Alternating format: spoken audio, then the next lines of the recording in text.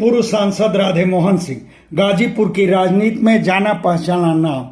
सौम्य, शिष्ट, शालीन और संवेदनशील नेता, साफ सुथरी छवि वाला और विकास का पक्षधर नेता राधे मोहन सिंह ने राष्ट्रीय नेतृत्व की उपेक्षा और गाजीपुर के पार्टी नेताओं की ओर से खुद के विरुद्ध पेशबंदी से अकुताकर 6 अप्रैल को समाजवादी पार्टी छोड़ दी थी।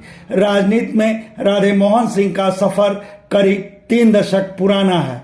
उस दशा में उनसे राजनीति छोड़कर घर बैठने की अपेक्षा तो नहीं की जा सकती। तब आम जन के जेहन में उठ रहे यह सवाल लाजमी है कि राधे मोहन सिंह का अगला कदम किस ओर जाएगा, अगला पड़ाव कहां होगा। इन्हीं सवालों को लेकर आजकल समाचार राधे मोहन सिंह से रूबरू हुआ। ये तो सही है कि मुझे याद है कि 6 अप्रैल को हमने इसी साल पार्टी से इस्तीफा दिया, समाजवादी पार्टी से। अच्छा प्रधानमंत्री जो देश का नेतृत्व कर रहे हैं, जो कि जिसके पास एक आइडियोलॉजी है देश को आगे बढ़ाने के लिए, जो कि आज देश नहीं बल्कि दुनिया का सबसे ताकतवर नेता के रूप में है, जिसके समय में कोरोना जैसे महामारी में वह देश को जिस तरह से आगे बढ़ाया, मैं इस बात को कह सकता हूं कि मनमोहन सिंह जी के समय में अर्थशास्त्री अच्छे हो सकते थे, लेकिन दूसरा कोई प्रधानमंत्री होता तो शायद जिस तरह कोरोना के समय में थाली बजाने वाले लोग जो मजाक करते हैं, वह इस बात को नहीं समझ पाए कि जो प्रधानमंत्री कभी थाली बजवा देते हैं, कभी वह मोमबत्ती जला देते हैं, कभी वह फूल का वर्षा करते हैं। यह ताकत थी कि कोरोना के कार्यकाल में देश के 125 करोड़ लोगों को, 130 करोड़ लोगों को प्रधानमंत्री जी ने जैसे चाहा उस तरह से देशवासियों को समझाने में कामयाब हो गए।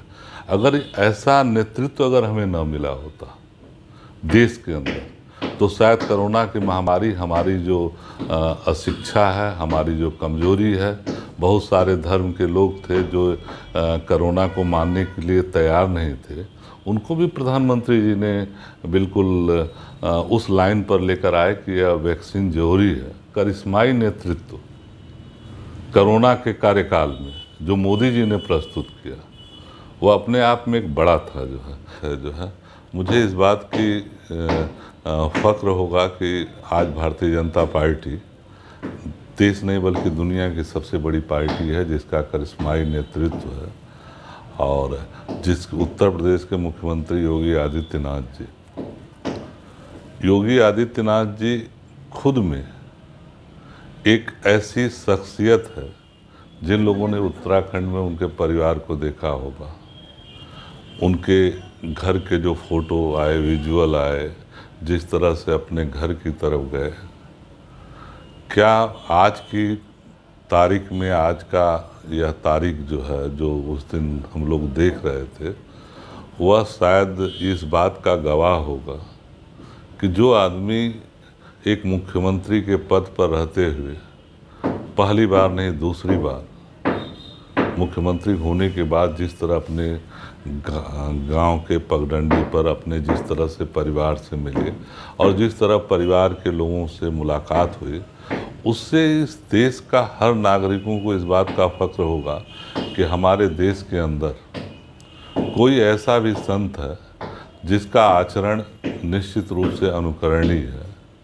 जिसका साहस, जिसकी क्षमता कोरोना काल में जिस तरह योगी आदित्यनाथ जी ने अपने लोगों को, चाहे महाराष्ट्र में हो, चाहे कोटा में फंसे हुए छात्र थे, जिस तरह से अगुवाई की, और जिस तरह कोरोना के समय, जिस समय बिल्कुल परिवार एक दूसरे के साथ छूने के लिए तैयार नहीं था, बड़े नेताओं में ज़्यादातर लोगों के टेलीफोन बंद हुआ करते थे, यह हमारे यहाँ तो 100% था। उस स्थिति में योगी आदित्यनाथ जी ने अपने जान का कोई चिंता नहीं किया और उन्होंने कोरोना कार्यकाल में जिस तरह लोगों का सेवा किया। रही बात मेरे जाने का, तो समाजवादी पार्टी छोड़ने के बाद 2 ही परिस्थिति हैं यहाँ पर। यह सत्य है कि आज भारतीय जनता पार्टी और समाजवादी पार्टी ही प्रदेश में आज की तारीख, कल क्या होगा यह मुझे नहीं पता, लेकिन आज की तारीख में 2 ही पार्टी हैं। तो मैंने समाजवादी पार्टी से इस्तीफा दे दिया, लेकिन इस बात को समझना चाहिए विशेष करके समाजवादी पार्टी के कार्यकर्ताओं को, जिन्होंने बार बार मुझे अपमानित किया। मैं यह मैसेज उन समाजवादी पार्टी के कार्यकर्ताओं तक पहुंचाने की कोशिश कर रहा हूं कि जो नेतृत्व उनके ऊपर थोपा जा रहा है, उस नेतृत्व से कभी समाजवादी पार्टी का कार्यकर्ता यह सवाल खड़ा कब करेगा कि राधे मोहन 2014 में क्या गुनाह था कि उसका टिकट काटा गया, 2017 में क्या गुनाह था कि आपने विधानसभा लड़ना चाहे, और 2016 में मैंने मुख्यमंत्री जी का, अखिलेश यादव जी का, हमने अपने स्टेडियम में कार्यक्रम कराया 9:36 में बारिश के समय में, और इन्होंने 2017 में भी मुझे लड़ने के लिए कहा था।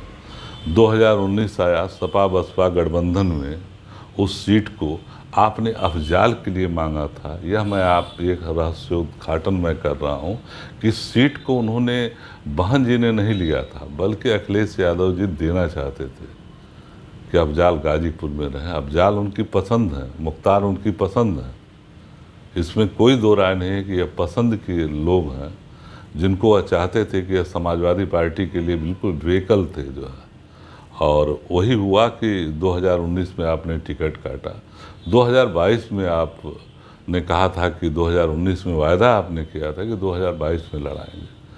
तो सवाल यह है कि मैं 2022 तक आपके साथ खड़ा रहा, लेकिन एक जिला पंचायत का चुनाव का टिकट अफजाल अंसारी को मैं इसीलिए कहता हूँ कि पूरे घटना को का जो मास्टरमाइंड है अभी बसपा में है, और शायद अभी बीजेपी को वोट भी किए होंगे द्रौपदी मुर्मू जी जो राष्ट्रपति हुए हैं। हाँ, व्हिप जारी था, तो अगर उस तरह से देखा जाए तो शायद वोट भी किए होंगे। अफजाल अंसारी पहले दिन से राधे मोहन को एक रणनीति के तहत, जहां उनके लोग हो सकते थे, और अफजाल के इर्द गिर्द जो समाजवादी पार्टी को अपने के बड़े नेता कहते हैं, इनके बच्चों का गेट खोलते हैं। इनके बच्चों की अहमियत जो है समाजवादी पार्टी के गाजीपुर के अंदर बहुत बड़े हैं। सारे अंसारी परिवार का यह अहमियत है कि सब गेट खोल के अपने क्षेत्रों में ले जाते हैं। इनके बिना गए तो ये लोग चुनाव नहीं जीत सकते। आखिरकार विधानसभा के बाद हम क्यों पार्टी को छोड़ दिए? छोड़ने का मात्र कारण था कि अखिलेश यादव जी, जिनकी मैं जिस दल को माँ की तरह मैं मानता था, उनके नेतृत्व को मैंने स्वीकार किया था। आखिरकार जब मैंने उन्हें मना कर दिया कि विधान परिषद का चुनाव मुझे मत लड़ाइए, मेरे यहाँ कैजुअल्टी, मेरा भाई डेथ कर गए हैं, इन परिस्थितियों में चुनाव नहीं लड़ सकता। अफजाल अंसारी जी वह चाहते थे कि मैं विधान परिषद लड़ूं। तब मुझे लगा कि जो अफजाल चाहते हैं वही अखिलेश चाहते हैं। अखिलेश जी एक डरे हुए, सहमे हुए नेता हैं गाजीपुर के अंदर, क्योंकि गाजीपुर में जो अफजाल अंसारी चाहेंगे वही गाजीपुर का पूरा, जिसे नेतृत्व आज कहते हैं। अफजाल अंसारी राजनीति करते हैं, वह विकास नीति से उनका कभी कोई लेना देना नहीं रहा। कभी सड़कों के लिए उन्होंने पार्लियामेंट में भाषण नहीं किया। यह कभी नहीं मेरी तरफ बोले कि रौजा ओवरब्रिज मैंने बनाया तो अपना पत्र मैंने जारी किया, मैंने उसके लिए प्रयास किया, मैं वहाँ पर जाकर खड़ा हुआ मौके पर। और यह भी आप देखिए, यह क्षमता की बात है कि मैं अगर सांसद नहीं होते हुए भी, मुझे लगता है कि 1 साल से थोड़ा ही दिन आगे लगा था कि 1.5 साल के करीब में यह रौजा ओवरब्रिज तैयार हो गया था।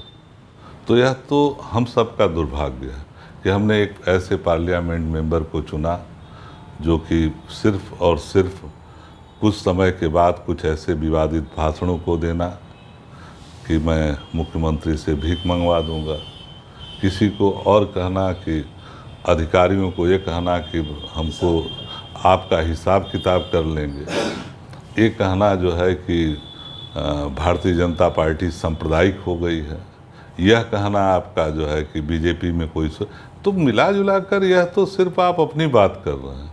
किसी गरीब के सवाल पर, किसी मेरिट के सवाल पर आज मैं इस बात को दावे के साथ कह सकता हूं कि उत्तर प्रदेश में जो योगी आदित्यनाथ जी की सरकार है, इस सरकार में न तो जाति के नाम पर, न तो मजहब के नाम पर, न गोरे और काले पर, किसी पर नहीं, सिर्फ मेरिट के आधार पर अच्छे से अच्छे जो कल दबंग थे, माफिया थे और बड़े लोग थे, आज सारे लोगों जो है बिल्कुल आज मुख्य धारा में जो शामिल नहीं हो पा रहा उस पर बुलडोजर चल रहा है। कि करिश्माई नेतृत्व प्रधानमंत्री का और जो सरकार है, नड्डा जी, अमित शाह जी, ये कैसी उसमें थे, अमित शाह जी के नेतृत्व में ही उस चुनाव हुआ था।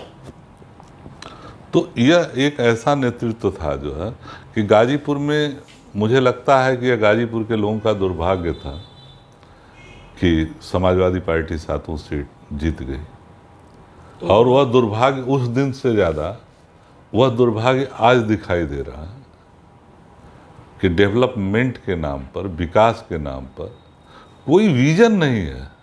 आप करना क्या चाहते हैं? रौजा ओवरब्रिज को मैं लेकर आया, यह सोच ही था कि मनोज जी ने गंगा जी पे एक रेलवे ब्रिज प्लस सड़क दोनों दिया। यह सोचने का है अपना अपना तरीका। मैं एस्ट्रोटर्फ लेकर आया जो हिंदुस्तान में किसी गांव में नहीं था। कि अग्निपथ योजना के बारे में जो मैं समझ रहा हूँ, तो मैं समझता हूँ कि इसमें बुराई क्या है। और सारे लोग प्राइवेट कंपनियों से लेकर सब लोग ऑफर दिए खड़े हैं। विरोध बिल्कुल राजनीतिक है। अब अपनी परिस्थिति देखा जाए कि भारतीय जनता पार्टी में अभी क्या परिस्थिति बनती है, अभी क्या होना है, यह तो मेरा मन है। अब बीजेपी को लगता है कि मुझे लेगी कि नहीं, यह उनका है। तो मेरी अपनी इच्छा है कि मैं एक बड़ी पार्टी है जिसका नेतृत्व देश का प्रधानमंत्री है, उत्तर प्रदेश में बुलावा आएगा तो आप जाएं? 100% उधर से हमें कहा जाएगा तो निश्चित रूप से। इससे साफ है कि राधे मोहन सिंह के दिल में प्रधानमंत्री नरेंद्र मोदी और मुख्यमंत्री योगी आदित्यनाथ के लिए श्रद्धा, आस्था और विश्वास के भाव अंकुरित हो चुके हैं। मतलब भाजपा उन्हें आकर्षित करने लगी। धन्यवाद। आप सबसे आग्रह है कि हमारे YouTube चैनल को लाइक करें, शेयर करें, सब्सक्राइब करें और फेसबुक यूजर हैं तो हमारे पेज को लाइक करना न भूलें।